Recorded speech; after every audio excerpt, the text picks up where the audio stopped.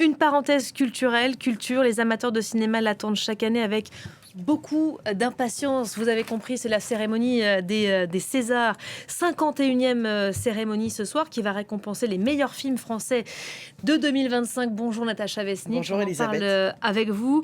Des infos pratiques d'abord pour commencer peut-être. Oui, cette 51e cérémonie des Césars va se tenir ce soir à l'Olympia, cette salle mythique de spectacle parisienne. Vous allez me demander, mais pourquoi un jeudi soir, Elisabeth, et non un vendredi soir, comme chaque année? Eh bien, tout simplement pour ne pas faire de l'ombre à la soirée des Enfoirés, vous savez, au profit des Restos du Cœur, et qui est diffusée demain soir sur TF1, donc dans un esprit de solidarité et à titre exceptionnel, Canal+ et l'Académie des Césars ont décidé d'avancer cette cérémonie. Voilà, vous savez tout. Alors, cette 51e cérémonie des Césars sera présidée par l'une des actrices les préférées des Français en ce moment. J'ai nommé Camille Cotin, révélée dans les sketchs Connasse, mais aussi dans la série 10%. Le maître de cérémonie, c'est... Laure Manin valide visiblement. Ouais, valide à fond, je vois le petit sourire en coin. Moi, je valide aussi le maître de cérémonie, qui est Benjamin Laverne, sociétaire de la comédie française, étoile montante du cinéma français, qu'on a vu notamment l'année dernière dans En fanfare. Je ne sais pas si vous aviez vu ce très beau film, rôle d'ailleurs pour lequel il avait été nommé dans la catégorie meilleur acteur au César 2025. Pour cette cuvée 2026, il va falloir encore attendre un peu, les filles.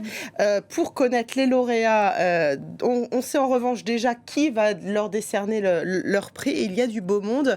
On peut citer le réalisateur canadien David Cronenberg, les actrices Isabelle Huppert, Golshifteh Farahani ou encore Karim Leclou. Vous savez, c'est celui qui a reçu le César du meilleur acteur l'année dernière. C'était pour sa magnifique prestation dans le roman de Jim. Alors, on ne connaît pas encore les lauréats, mais on a la liste quand même des nommés. Niveau favori, qu'est-ce qu'on peut dire ? Alors écoutez, cette année c'est assez ouvert, Elisabeth, car contrairement à l'année dernière où on avait eu des gros succès en salle qui étaient nommés comme Le Comte de Monte Cristo, En fanfare, on vient d'en parler, ou encore L'Amour ouf, eh bien cette année ce n'est pas du tout le cas. Le film le plus nommé, c'est Nouvelle Vague. C'est un film français fait par un réalisateur américain, Richard Linklater. Ça raconte le tournage légendaire du film À bout de souffle de Jean-Luc Godard. Il fait la course en tête donc avec 10 nominations, notamment dans la catégorie meilleur film, mais il n'a pas du tout été plébiscité en salle. Il a fait seulement 132 000 entrées, quand Le Comte de Monte Cristo l'année dernière avait fait plus de 9 millions. Mais ce n'est pas une raison, vous allez me dire, pour pas regarder un extrait de la bande-annonce. Allez, on se fait plaisir. Moi, je suis prêt à réaliser maintenant. Aujourd'hui, tout le monde adore la nouvelle vague. Tout ce dont on a besoin pour faire un film, c'est d'une fille et un flingue. Allez, Entrons dans l'histoire du cinéma. go. Moteur, Raoul. Moteur, Raoul. Moteur, Raoul. Moteur, Raoul.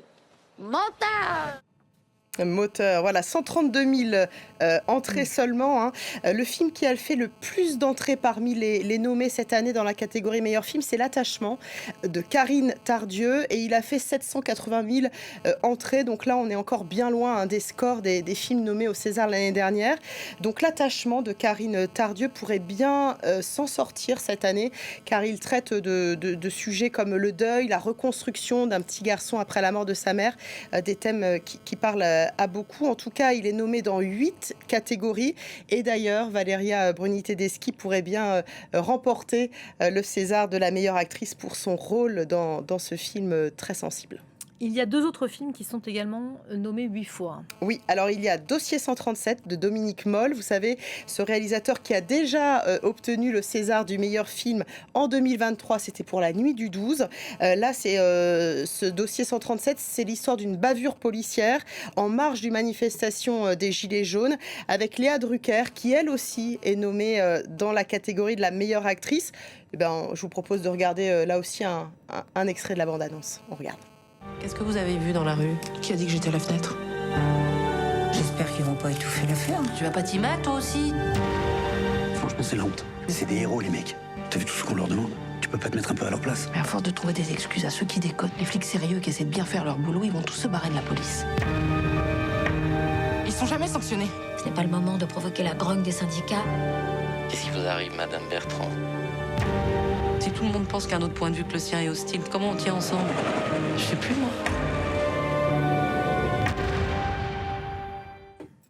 Et puis le troisième film qui est nommé aussi 8 fois, mais pas dans la catégorie meilleur film, vous me suivez toujours, c'est L'inconnu de la Grande Arche de Stéphane Demoustier. Ça raconte le destin méconnu mais hyper intéressant de l'architecte danois qui a conçu, vous savez, la Grande Arche dans le quartier d'affaires de la Défense près de Paris dans les années 80.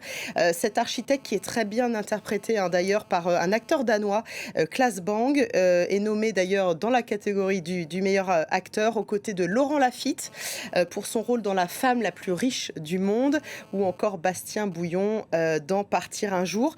Notez que dans la catégorie meilleur film, en plus de L'Attachement, Nouvelle Vague et Dossier 137, eh bien les deux autres nommés, c'est La petite dernière de Afsia Herzi et Un simple accident réalisé par l'Iranien Jafar Pahani, mais produit par des Français. Et c'est d'ailleurs ce qui compte pour les Césars, mais aussi pour les Oscars, où le film également Palme d'Or 2025 représentera la France comme meilleur film étranger.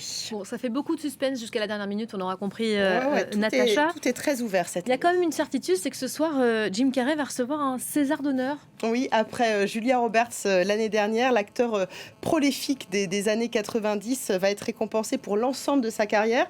Les organisateurs ont voulu, disent-ils, rendre hommage à son audace constante. On se souvient bien sûr de The Mask, je ne sais pas si ça vous parle, ou Dumb and Dumber, mais aussi dans des films plus dramatiques comme The Truman Show ou Eternal Sunshine of the Spotless Mind. C'est donc une consécration française pour l'acteur américain de 64 ans qui n'a d'ailleurs jamais obtenu d'Oscar dans son pays et qui a d'ailleurs plus trop la cote aux États-Unis. Il a pris ses distances avec Hollywood. Il a annoncé vouloir se consacrer à la peinture, même s'il a quelques projets ciné en cours.